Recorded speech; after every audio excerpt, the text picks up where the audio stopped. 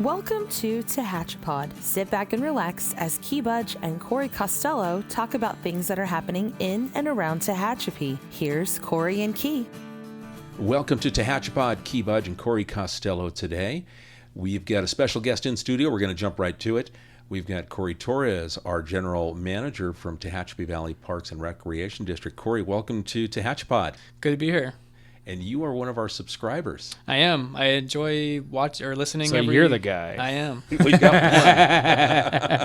Yeah, I'm a Spotifyer, and so nice. I've been enjoying listening into you guys. It's cool to get an update from our hometown. Well, I appreciate it. You know, it was cool because you sent an email saying, "Hey, it sounds good," and it's like, we know someone's listening, that the message is getting out there, so we appreciate it. Sounds like you guys know what you're doing around here. So that's all you got to do is email us that you like the show. We'll put you on. Yeah. That's all it takes is a little, buttering us up a little bit. Yep. And we want to talk Parks and Rec. You know, you're the general manager, you're running the ship, and all of a sudden, holy crap, COVID-19, your first year in the seat, and challenges beyond what I can imagine have been like for you to face, for you and your staff. So let's talk about what's the current status of Parks and Rec and where we're at. Yeah, so I mean, with everything with COVID, it really affected us just like everyone. We had to, right from the get-go, we had to close our doors, cancel our programs. We were unfortunately unable to finish our youth basketball season. We had a bunch of events slated for April, leading up to our spring and summer programs. Fishing derby, Easter egg hunt, t-ball, volleyball, all that stuff coming up. We had to cancel all those, and so we had to really understand the guidelines, and so we had to really pay attention to how it applies to parks and recreation, how we're able to provide programs. And so I wanted to share with you guys, as things are starting to lighten up, what we're able to do now, and we're excited for them. But our priority is to make sure our kids are having fun, our participants, but we want to be safe too. We want to adhere to the guidelines. We want to make sure that everyone's staying safe and make sure that we're doing the best we can. Probably important to kind of note too and lay the groundwork with what TVRPD is it's a special district that handles parks and recreation. In the city, we have a few of our own parks, Warrior Park, Brave Park, ones that we sort of pay for and maintain. But we're also clients of TVRPD, as are some other communities around Tehachapi, Golden Hills, unincorporated county. And so TVRPD does the recreation programs and maintains their own parks and things like that. So it's not a city department, it's not a county department, it's a sort of hybrid of a couple different things. Because a lot of sometimes folks get confused, right? They think it's the city or they think it's the county, and so you have a very broad audience, I guess you could say. You've had a couple announcements in the last few weeks, some related to COVID and sort of responding to restrictions. And so what's kind of the latest on a few things that you guys have had to make some tough decisions on here in the last week or so? Yeah, so the first announcement that I came out with was a couple weeks ago. We decided ultimately to keep our pool shut down for the season. Looking at the guidelines and the restrictions put in place by the state and the county, we just, with what they were asking and requiring of the types of programs and how many, pool users are allowed in the pool, it just, ultimately we had to make that tough decision of, does it make sense for us financially, operationally, and the quality of programs we'd be able to provide. And from a staff standpoint, like the requirements of sanitizing high surface areas, and, we would have to require extra lifeguards, but then also cut our... For fewer people. What was it, like 25? What was the number? It's 25. Yeah, it's 25% capacity. Yeah. And so, like, for lap users, you can't share a lane, so we have 6 lanes in our pool, so we can only allow 3 people in the water during lap swim. Yeah, that's not going to work. Our rec swim, which is our highest generating program, would ultimately go away. And then our swim lessons, which we care a lot about. I understand how much of a value that brings to a lot of families and youth. That's a life skill that I really deeply believe in. But, we had a lot of restrictions on that. We'd only be able to do 1-on-1 or 2-on-1. And so we wouldn't be able to serve as many kids. And, with all those guidelines, we ultimately had to make that tough decision. Yeah. And it's one of those business decisions too. I mean, the guideline, and this, we've had this happen in restaurants, right? If I got to cut my capacity, well, I don't have the money to keep the lights on because I need that revenue to keep things rolling. So it's one of those kind of business decisions that has to be made for sure. Yeah. And with that, with the adjustments that are made, you've made adjustments. I mean, the virtual races. Right.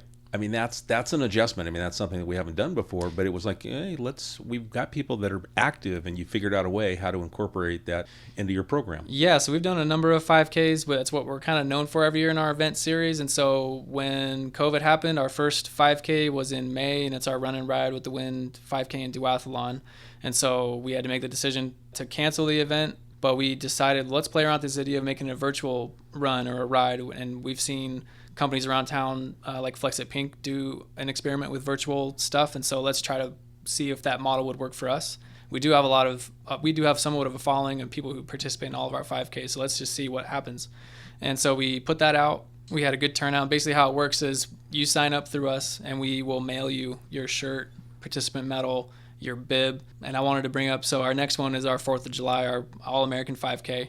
You register, we'll send you all that stuff, and what we would ask is if you take a picture with your shirt and your bib and all that stuff, and you tag us on our Instagram or Facebook, it'll get entered into a drawing for our Mountain Gallop, our next 5K. And so it's kind of incentivizing. It's pretty cool. People love our shirts, and so we want the promotion. We want to see people wearing our shirts and stuff like that, and to show us that you're still getting out, even though there are restrictions. So I can't sit on my couch and virtually run it? No, you can't. I mean, because that's what I'm talking about. No, you can't. It's the only way I get that virtual 5-minute mile again. I know, right? Yeah. And so what's also cool about the 5K for All-American is Ashley, our recreation manager, is she did a great job. She provided 2 routes that you could go off of in the city, one in Golden Hills, one in Stallion, and one in Bear Valley. And so you could choose to do one of those routes, or you can go out and do your own 5K. So it's really cool. Cool. What was the response like? Because I like the fact that if you gave me a course and it gives me a challenge, a personal challenge that I can when I'm out doing my training, and I look at what's my personal best. Right. You know, everyone's got their Apple Watch or whatever, and it's like, what's my PB? Sundial, if you're counting me running. If you're trying to time me running, use sundial, but go ahead. The response has been cool. The Run and Ride, we didn't have as many as what we would on a regular, in-person 5K, but we were really happy with the turnout, and we're hoping for a great turnout for the All-American as well. Well, I think it's smart. Virtual technology is in other areas. I mean, we can go to we think about the movies, and I think about Total Recall, the Arnold Schwarzenegger movie, right, and his virtual vacations and things they plug in. But I mean, that's real now. Yeah. I mean, where we're at with technology and how it advances, why can't we do some recreational events that are those virtual? We give you the ideas, we give you, the supplies, the shirt, and you do it on at your time, at your pace and leisure, and then we can go ahead and acknowledge that. I think it was smart. And it's something that might be a model that we keep, moving forward, even when we're able to do 5Ks in person. Like, let's say we keep a virtual option, and you have a family member that is out of the area that wants to participate for this 5K as well and participate with their family, but they can't be there in person. Well, you can do it virtually, and you can get a medal on your shirt as well. Cool. I think it's really cool. Going back to some of the COVID restrictions, and we talked about the pool, but your summer adventure camp, because of some recent mandates, you had to make some adjustments and change a few things with that as well. Yeah, so we were already going to have some pretty significant modifications, but we were thrown a curveball this last Friday with the governor coming out and saying, mandatory face masks when you leave your residence. And there are some exemptions in that, but as it stood with what he announced, we just couldn't. And the time when he announced it, our camp started on that following Monday, and so we had to basically make the call, like, let's just postpone the first week and just learn and see how that really applies to day camps. And so after some more digging, I spoke with Amy from Kern County Public Health, and she gave us the full guidelines for day camps. And what she told me was the guidelines that for day camps in place, here they are. And when they were updated, when they did that face covering mandate from last Friday, they didn't update necessarily the guidelines for day camp specifically. And so what she ultimately recommended for me to do was to just go off the day camp mandate and just do the best we can.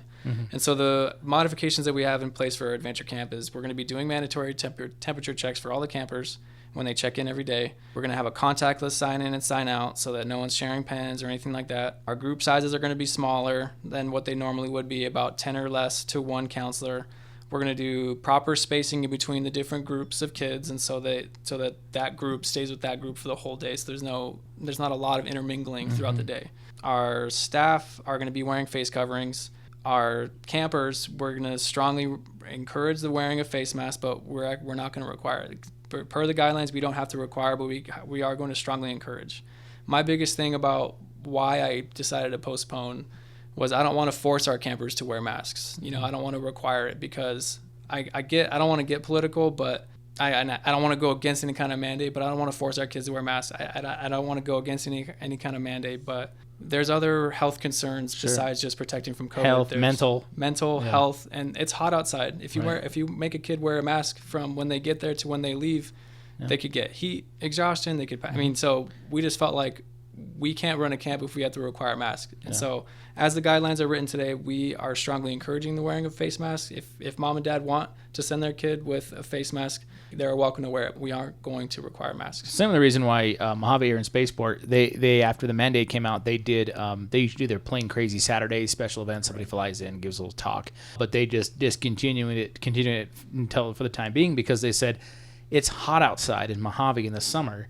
We can't have people standing around on the tarmac in a face covering. Like it wouldn't be enjoyable. And that's what they said. Look, we get it, but we're just not going to do that because it wouldn't be enjoyable for people to attend. So, exactly. We want to make it enjoyable for us. And totally understand. I want to mention a little bit about, we talked a little bit about Brite Lake earlier, but Brite Lake's a facility that you work with Tehachapi County Cummings Water District. They own it. You sort of operate it, though. It's a retention basin. It's a water basin for state water project water that eventually comes into the Tehachapi Valley with farming and a few other uses. But it's also a recreation lake. And you couldn't do the fishing derby this year. Right. But good news, since you didn't do the fishing derby, everybody who's gone to Brite Lake that I've known lately that has gone to fish has been extremely happy with the results because instead of all the fish being fished out after, the derby, they're pulling decent, and the fish had a chance to sort of grow. Oh, yeah. They're pulling not only decent numbers, but decent sized fish out of there. Yeah, it's been great. I mean, so basically we shut down the lake too for, I don't remember how long, but that gave us a good time to focus on some improvements out there as well. So we're moving a lot of old fencing because, that water line does move throughout the year. And so it does look a little odd when you see some of that fencing in the water during that high water season, if you will. So our staff is taking time to create a new fence line, a new high edge water line so that fence is never going to be in the water. We're building new gates. We improved a lot of the campsites by adding new fire pits, fire rings, and barbecue pits. So it gave us an opportunity to really focus on some improvements out there. And as for the fishing, people haven't been fishing out there. We've also received a couple stockings in that time too. Nice. So it's been great to really focus on some improvements out there. It's a cool facility, it really is. I mean, I frequented it. I mean, had some pretty cool bonfires out there back in the day, but who didn't? Who hasn't? Yeah, who hasn't? Who didn't grow up in Tehachapi didn't have plenty of great Brite Lake stories. Yeah. Camping now? Yeah, we are allowing camping now. There are guidelines where some campgrounds, they're recommending that you skip every other campsite so that that social distancing is in place. But the way Brite Lake is set up, our campsites are pretty much spread far enough apart as it is. So what we're just asking is you limit your campsite to 10 people or less. And then, we have our day use. But, we do have camping available. You can call to make a reservation out there. Yeah, and I saw some groups that are doing the every other site, and I kind of thought, I don't understand it because normally the site next to me, I'm staring at the back of the RV. Yeah, right. I'm not like they're not next to me. Now, if they were facing each other, and certain sites have that capability, that's one thing. But that's the back of somebody's RV. I'm not really interacting with that person very often. Right. There's some of those areas that have very small dry camp areas where they're right on top of it. Exactly. You step out of your tent and then you're almost in the other guy's tent. But a full you're not RV. set up that way. No, we're not set up that way.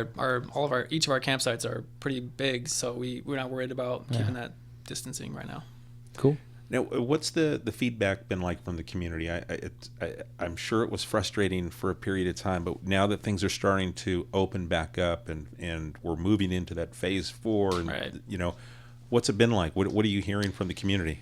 Yeah, so we're trying to ride that wave of the guidelines loosening and the state reopening. We want to be right there and ready for when that happens, and so we are just doing whatever we can as the guidelines allow. So right now, we're able to do these virtual 5Ks in our adventure camp, but a part of our identity too is our sports, our adult sports and our youth sports. And so right now, we unfortunately can't do them yet.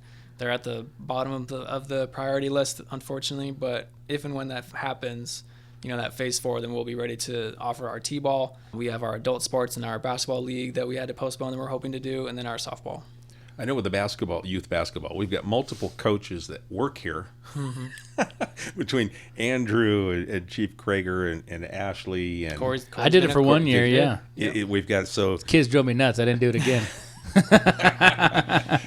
I can got my own remember kids to yell at coaching now. youth I don't need to sports. yell at other people's kids. Yep. Yeah, coaching youth sports, it does require some patience. Yeah. Yeah, so I know that had an impact on us because they didn't have stuff to talk about. You know, the rivalry going back and forth. And I know that the youth basketball program is hugely successful. You get a lot of kids that play. It is our largest program, and we were heartbroken that we had to end it because it was literally I made the call to cancel on a Thursday, and we had playoffs that night, Friday night, and then championships were that Saturday. So it was a tough decision, but we just had to do what we had to do. You've got to err on the side of caution and safety. Well, and it wasn't just. I mean, it wasn't just you. I mean, this happened. This happened in college basketball. There were teams that literally. I mean, just thinking at Cal State Bakersfield, where I used to work, but they had their women's basketball team was literally on the court, and they said, "We're not playing this game tonight. Right. Go back to the locker room. We'll call you. Or go back to your hotel. We'll call you tomorrow." And then they called the entire tournament. But they were literally on the court in a conference tournament basketball game. For a shot to go to the NCAA tournament when they pulled the plug. And then they eventually pulled the plug in the entire tournament, as did so many conferences around the country. And then, obviously, ultimately everything. But, yeah, I mean, there were people literally on the court when they just pulled the plug and said, not tonight. Yeah, this is 2020 is something else. I mean, isn't it? It's, we'll get through it, and we'll make adjustments. And I know that you're already kind of planning towards 2021, and you start to look at some of these things that you've had to postpone. Yeah. And you look and say, hey, we're going to do it, and we're going to do it in 2021. I know some of the other things, the movies in the park, people have looked forward to. People can go to the park, but we're not going to have a movie there on the Friday nights. Yeah, so we have opened up our parks. I mean, we never technically shut down our parks. I mean, how do you fence off a whole park and stop people from coming in? But we did for a time, rope off our playgrounds just because of the high-touch areas and stuff like that. That has since been removed, so you are able to come to the park and gather with your family. We recommend the social distancing guidelines and stay, within your party, but you're able to go to our park, utilize the park and all the amenities there. But, right now we can't do any events and facilitate a public gathering event. Well, let's talk about some of your facilities. You got Meadowbrook out there in the Golden Hills area, and that's got the dog park. Yep. That you guys have improved over the last couple of years, and I know you get a lot of people that look forward to taking their dogs out there. Yeah, it's a cool amenity for Meadowbrook, and it's unique. It's that. I mean, all of our parks are considered regional, so every one of our parks has something unique about it. Central Park has all of our festivals, and a nice, amazing playground. West Park is where Little League has their baseball games. We do our adult softball. We have our gym there. Skate Park. Meadowbrook has that big open space. It has the dog park. Each of our parks that we have has its own identity, and the dog park is a major attraction for Meadowbrook. Yeah, I know people even from outside of the district, will come and bring their dogs to the dog park because they enjoy the experience they get there, and the fact that everything is nice and new, and it's you've done a lot of great improvements over the last few years. The district has. Yeah. When you brought up the district, it reminded me, living in Bear Valley.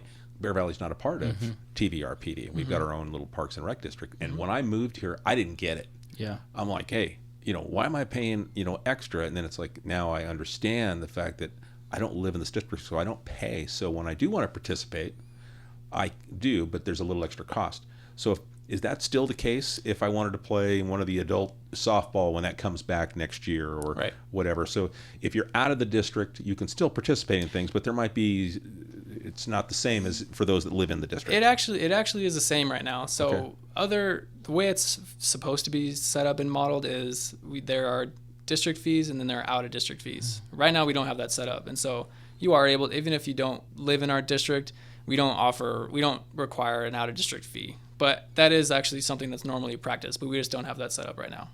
And that's a lot of complexity. Stein Springs, same way. They have their own little aquatic center and that kind of stuff. So what is the future of, and you might know this, but these are always questions that now they pop in everyone's head because of COVID-19. I'm wondering what a league looks like moving forward. I mean, we've got potentially Major League Baseball starting, and they're talking about no dugouts, and people are going to be guys going to be sitting in the stands. And I'm just kind of wondering what an adult basketball league looks like in the future, or a softball league, or does it not change at all and ever just continues the status quo? I hope it goes back to the way it was. I think that it would be just so weird to think of like no people in the stands watching, or just being afraid to share a basketball or equipment with. I just hope that there's some more education that needs to be done. Hopefully it's not as severe as what we think it is, or I hope it's getting contained, so that we can manage this, because, how it stands right now, this isn't a future that is achievable for a lot of industries. Yeah, it's super odd. It's like a futuristic movie, It's like we're just gonna be playing whatever rollerball or whatever that game was. That I don't know. It's gonna be all esports. Yeah, I fingers crossed. I really hope that things just go back to normal, and if we have more cleaning guidelines, sure, I'll take that. We could have used it for that anyway. I mean, that's why it's the one thing about coaching kids basketball. I'm like, I would always make sure when I'm coaching, especially coaching the practice, like, soon as don't touch my face ever, because those little basketballs were petri dishes, because every kid wiped their nose and then touched the basketball. Like, it's just what kids do, So it's like, I'm not touching anything. I'm going to wash my hands constantly during practice. And keep pointing out, all the coaches we have that coach here, they usually get a lot of colds during that season, because they're dealing with the kids, It's just the way it is. So a little more cleaning probably wouldn't hurt in the long run. And I feel for our youth right now, like, with the measures in place, with the social distancing guidelines, like, you're teaching this new behavior where it's bad to share something with someone, or it's bad to be a certain distance from your friend, or you have to stay in your little box. Like, I feel for them. Like, what's school gonna look like? Like, it breaks my heart. I just hope that we can come up with something that's safe, but I don't want to cause any long-term damage for these kids. Yeah, and I can't imagine the impact it's had. And I think the kids have handled it well, at least the ones I know that are supposed to be playing in a little league, or they're supposed to be playing in a travel summer league right now. And some still are. They're going out of state. Like, more power to you for that. But I just can't imagine having that kind of taken away from you, and just have it not be an option. It's almost like having an injured year, but you're 100% healthy. Well, I look back to, like, my childhood, and I grew up with team sports, participating. So for me, and not everyone does, but for me, it was more than the win and loss. I mean, you learn strategies, and you learn how to be successful, and you need to practice at things, which is one of those things you take into life. But it's that camaraderie, learning how to accept defeat. There are more things that come out of these types of things than just the W or the L at the end of the day. It's some things you take away for your life. Exactly. And I don't know what I would have done, thinking back that if I had lost a summer of playing baseball, moving into soccer and then basketball season, it's like, wow, you take a whole year of activity away from me. What am I doing? You've lost those lessons completely. Yeah. I don't remember a single record I had in Little League, but I remember certain things that my coaches said, and I don't remember how I might have remember if we won a championship, but I don't know what the record was, because it didn't matter, because I learned a lot more than that. I think these kids are missing out on the whole year's worth, essentially, now of lessons. Yeah, and hopefully they're making adjustments in other aspects of their life. Maybe it's educational, and they're furthering their reading and improving in those areas, and they'll be able to get back into that swing. But I can't imagine a summer of not being able to do it. And that's why we're staying ready. We don't want to lose any more time, and so we are watching these guidelines, every day, every week. We're participating in calls with leaders throughout the state, other park and rec, professionals, and if and when we go to phase 4, we'll be ready. Like, we don't want to lose any more time. Well, I can look, and we've kind of talked about this here at the city, because we participate in these Zoom calls and things with others. But I think we're better and learned from things, and it creates that networking of talking with other leaders within your industry, where we kind of get past obstacles. So we're looking at, for me on the communication side, I'm talking to other communication professionals about how do we better communicate with our audience. So, and I know, Corey, on the economic development side, you've been talking on the business. You're talking with other parks and rec directors. So is there anything that you can think of you've taken away from one of those conversations that's gone, oh, maybe I can implement that here, or that's something similar that we're seeing? Yeah, nothing really specific, but it's really just bouncing ideas. Or how did you interpret this guideline? Oh, okay, well, now I understand, because someone else, I was able to grasp it, and they were able to share, what that really means for your district. Because it's everyone's different, but being able to talk through some of these guidelines with other professionals with experience, and being able to get clarity and understanding from the professionals in the industry, other directors, other rec supervisors throughout the state has been really valuable. Yeah, there's one of the huge benefits has been the open lines of communication between professionals. I mean, where normally this stuff was reserved for maybe a convention a year or something like that. I know, like, there's a city manager call. I mean, I'm on a call with every city manager in in Kern County a couple times a week. And these are people that knew each other and occasionally would see each other at a quarterly event, Kern County Association of Cities, that kind of stuff. But it was always kind of normal catch up, just sort of. But now actually everybody's discussing a real issue. How is your city dealing with this? Yeah. Okay, I'm doing this. Oh, that's a great idea. Can you send that to the group? And I think, honestly, you're doing with parks, and I think really we're going to be all better off because we're leaning on each other to have better ideas, not just like one size fits all. How can I implement that idea? This, and so that's been great to think that people at least are relying on each other a little bit more to get through these issues. It's great.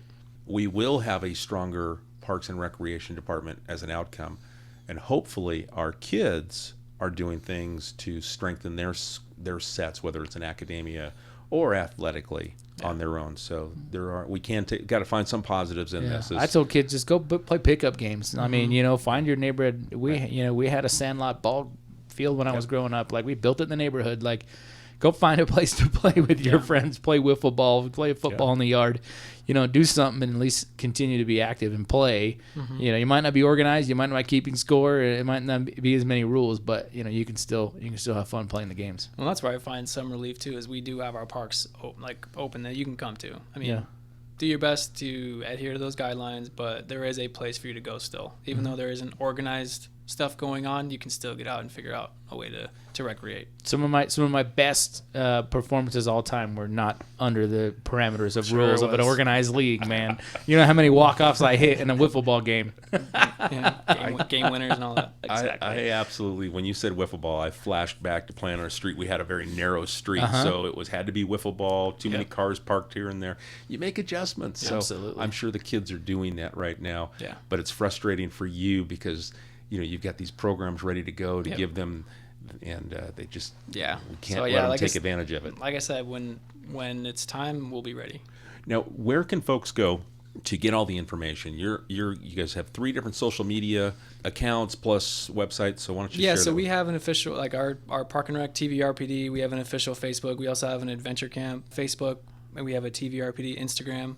But then we also, on our website, you can sign up for our email newsletter, so navigate to our tvrpd.org and find where you can put in your name and email, and so we can send out more direct information to your inbox. So just check out our website, tvrpd.org, and find where you can sign up for that.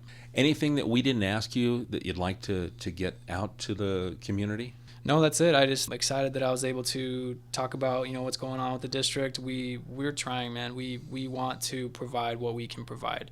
We don't want to go against anything that's been in place per the state or the county. We're trying to adhere to them to the best of our ability. But at the same time, we want to provide as much as recreation as we can. Adventure camp, our 5K. We want to promote health and wellness because that's our duty. That's what we do. That's our identity, is to provide great parks and good recreation. And so we're figuring it out, and hopefully we can get back to normal soon, and we'll be ready for that when it happens. And the next event that you've got coming up, the All-American 5K? Yep. And they can sign up? They can sign up on tvrpd.org until tomorrow night. We'll mail you your shirt, medal, and give us a shout out on social media, and you'll get entered to participate in our next one. Cool. If there's anything that you would like us to talk about, explore a subject, send us an email, send us your thoughts and comments to media@TehachapiCityHall.com. I'm Key Budge. For Corey Costello, we say thank you, and Corey Torres, thank you for joining us here in the studio. We really appreciate your time and the things that you do for the community. So thank you for having me. And we'll have you back hopefully when we can talk about 2021. And actually, who knows? Maybe we'll do a virtual something. Maybe I'll make a softball comeback. Just saying, could happen. Let's do it. Could happen. All right. Well, thank you for joining us for another episode of TehachaPod. TehachaPod is a conversation about Tehachapi designed for the people who live here or who would like to know more about this mountaintop community. If you have a question you would like answered, email media@TehachapiCityHall.com. We will try to answer it on a future episode of TehachaPod.